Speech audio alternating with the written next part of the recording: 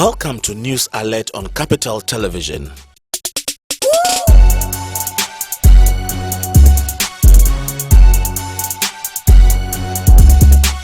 A two-day symposium has been held by the Awuno International Symposium as part of the first anniversary of the death of Professor Kofi Awuno, anchored at his contributions to African literary, cultural, and intellectual history. Professor Awuno, a distinguished scholar, poet, novelist, and African cultural icon, was among 67 people who died last year in Nairobi Al-Shabaab terrorist attack at Westgate Mall. Dr. Mauli Ejay, chairman of Awuno International Symposium Planning Committee, said the committee received about 15 abstracts and panel proposals from scholars around the world. We received close to 20 abstracts and tributes from those who have been inspired by Kofi Awuno over the years, his contemporaries.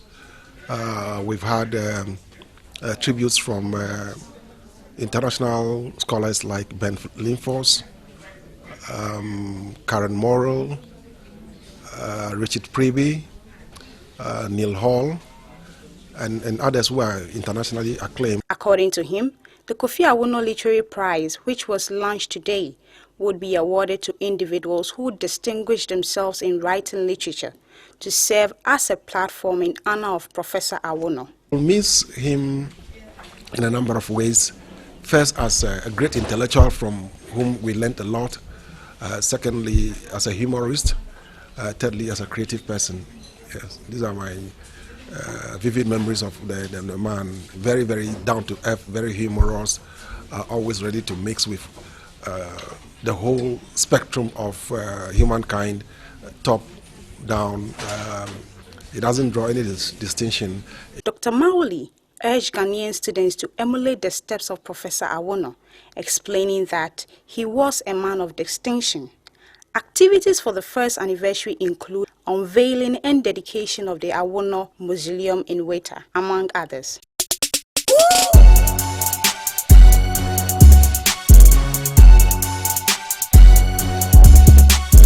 In spite of the numerous warnings given by the Accra Metropolitan Assembly Chief Executive, Dr. Alfred Oko-Vanderpoy, on the selling of items at unauthorized places in Accra, some traders and shop owners have paid a blind eye and taken their activities a step further, in the process competing with pedestrians for the use of the pavements. These traders have been warned countless times to desist from extending their wares to pavements and walkways, or face the consequences of being dragged to court. Yet, they continue to display their wares in those unauthorized areas, taking up space meant for pedestrian use, thereby causing a nuisance and compounding the problem of congestion in these areas. A look at the pavements at Kaneshi and Accra Central reveals that hawkers have completely taken over the pavements, forcing the pedestrians to walk in the open street. Sometimes we are afraid to get near because we are afraid to get, we'll let some of the things fall. Pavement in the one so now who can be no magusa. Obeji Sanefrio, it's a pavement in so day. I'm not agree with them, say Umbisha. Speaking to some traders and shop owners, they acknowledge the wrong in their actions. They, however, argue that the patrons of their wares contribute greatly in their unacceptable behavior. The way I actually no man back when anytime me omuni kasafa, but I had to say we know say wrong thing, but say once one shisha mba nim kakra na I had to say ubia utwemo na waja na wakoto wosro na udi ni de bia ehyensa nti na ya edi back from kakra bia eye fese bia ya hye ne ma wokon na mum ya tena ase ache ana ye toni ma waase but nye se bia ya hye adna bakwan ye de adna ba chi nye se bia obi ho kan na je bia che se bia abo ana se bia bagini ska na se bagi bi ye no mu nya ne ye adwuma nufa but mum ye bese se in case bia ya bakwan we be ba ye chi se de be ya customers nso bo benya ba bia de afa se de be ye o mo ka obi ne ma intimi mo for mani pakro ne o mo nyede enye akasakasa bebre.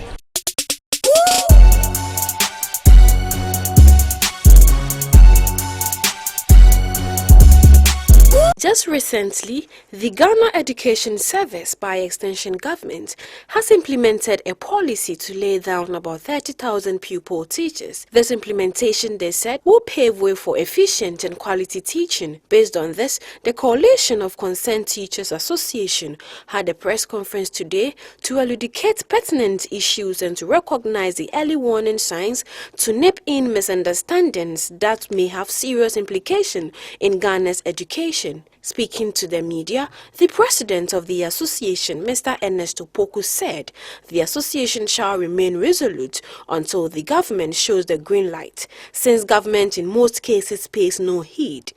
We shall remain resolute until government shows us the green light. Potak did it. It worked. And we are also ready to do it. We want to inform the whole world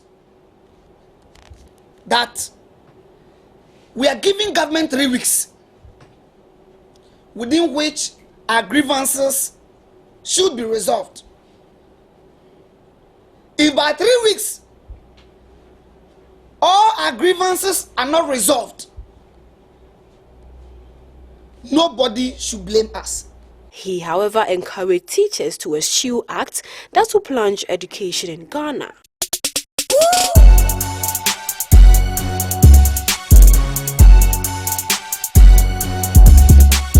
The Deputy Managing Director of UT Bank, Pearl Mensah, has asked people to imbue in themselves the habit of saving in order to accumulate funds to meet their needs. Her remarks come following the launch of UT Bank's Save and Win promotion dubbed 100 for 100,000 in a bid to enhance the bank's deposit mobilization efforts. Mrs.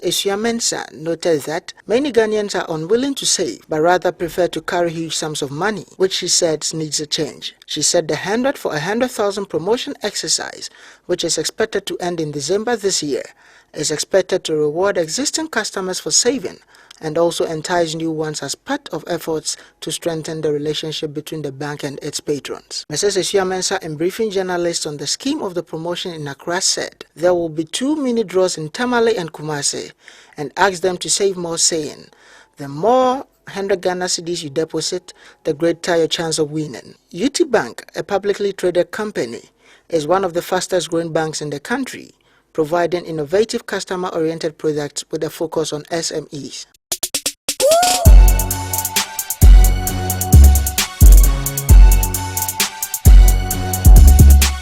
As hospitals in nations hardest hit by Ebola struggle to keep up, desperate patients are turning to the black market to buy blood from survivors of the virus, the World Health Organization warned. The deadliest Ebola outbreak in history has killed at least 2,400 people in Guinea, Liberia and Sierra Leone, the countries most affected by the virus. Thousands more are infected and new cases have emerged in Nigeria and Senegal. Blood from survivors, referred to as convalescent serum, is said to have antibodies that can fight the deadly virus. Though unproven, it has provided some promise in fighting a disease with no approved drug to treat it. According to WHO, studies suggest blood transfusions from survivors might prevent or treat Ebola virus infection in others, but the results of the studies are still difficult to interpret, and that it is not known whether antibodies in the plasma of survivors are sufficient to treat or prevent the disease. Convalescent serum has been used to treat patients, including American aid worker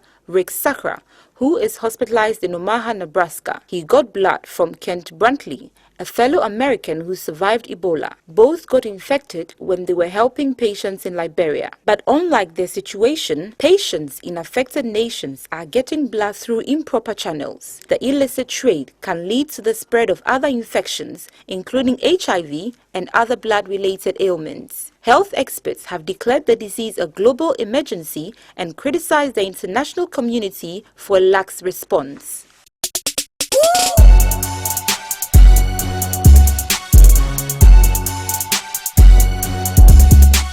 The Appeals Committee of the Ghana Football Association have dismissed King Faisal's petition against Aduana Stars. The petitioner, King Faisal, sought to have Aduana forfeit 2 matches played last season against Hearts of Lions and Brecum Chelsea for failing and refusing to pay a cost of 5,000 Ghana cedis within the stipulated 14 days. Before those matches, the Diana were charged for violating Articles 34(1)L and 39(8)B of the Ghana Football Association General Regulations. The disciplinary committee of the GFA ruled last month that the petition had no merit after its hearing into the matter, but King Faisal secured an injunction to prevent Congress from going ahead last Friday. However, the appeal made by the club has been dismissed by the appeals committee.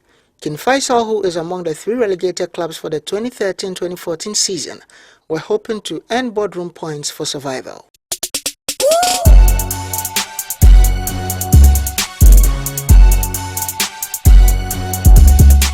After Massimiliano Allegri was sacked, Milan welcomed Seedorf as his replacement in January but was unable to sufficiently inspire the club as they eventually finished 8th on the Serie A table. It is Milan's lowest league placing in 16 years, and the former midfielder was removed from his role, paving the way for Filippo Inzaghi to come in. Although Italian football clubs typically place departed coaches on garden leave rather than terminating their contracts, Seedorf would need to be paid until June 2016 when his deal was due to expire. The club and Seedorf are reportedly in talks in an attempt to settle their differences, but Tiziano Treu, a member of the former Netherlands international's legal team, expects a long road ahead. However, Tiziano Treu hopes for an amicable solution that would satisfy both parties, but the last meeting did not go very well. He added that there is a high chance it will end up in court. Milan tops Serie A after winning each of their opening 2 games of the season, including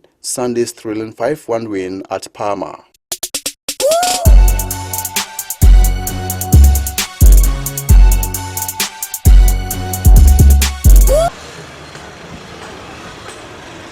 Working from the morning through to the afternoon, it is normal for the stomach to demand for food, and that is lunch. People choose from a variety of foods for lunch and in exclusive sizes. Some prefer heavy and chunky lunch, others take light and simple foods. Among these foods are kenke with shito, rice with stew, wache, fufu with variety of soups, roasted plantain with roasted granuts. Correspondingly, people are seen pass in chop bars, restaurants, fast foods and roadside food selling joints to take lunch every day. Capital TV News hit the streets to observe how people spend their lunchtime and what exactly some of them invariably take as their lunch.